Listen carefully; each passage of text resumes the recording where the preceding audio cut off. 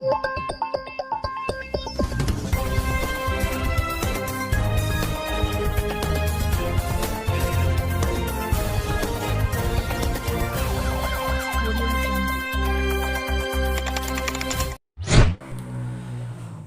di tengah kota Pemalang masih terdapat sentral pembuatan gerabah yang bertahan.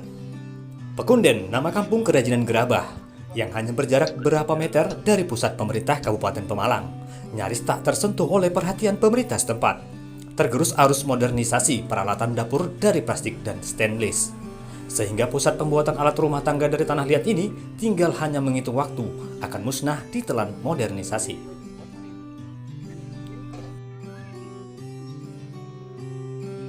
BLT ping setunggal mon dereng asal. Sing Pak Jokowi wis bisa.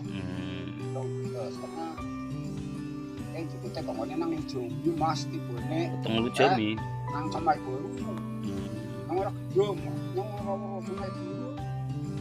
Kepengin Ini buatnya satu kayak gitu berapa menit Pak? Berapa jam Pak? ya Prosesnya lama. Karena nanti kecil itu dibuki. Kalau mungkin itu hilang mungkin. Berapa hari berarti ya Pak? Dari jam berapa Pak Tasirin? Jam 8. Ini sudah matang berapa ratus ini Pak? Masone 60. 60. Ada 1000. Layahnya 1000 ya berarti ya Pak? iya banyak. Mereka bertahan menggeluti gerabah karena tak ada pilihan pekerjaan, sementara anak-anak mereka meninggalkan keahlian sebagai pembuatan gerabah, lebih memilih bekerja yang lain. Kini kampung Pekunden di Kelurahan Pelutan Pemalang tinggal hanya ada sisa kejayaan masa lalu.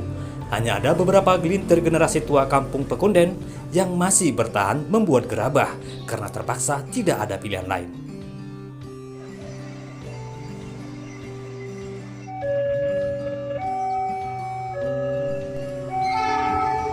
Dari Pemalang, Jawa Tengah, Tim Liputan, Ragil Surono, SNTV melaporkan.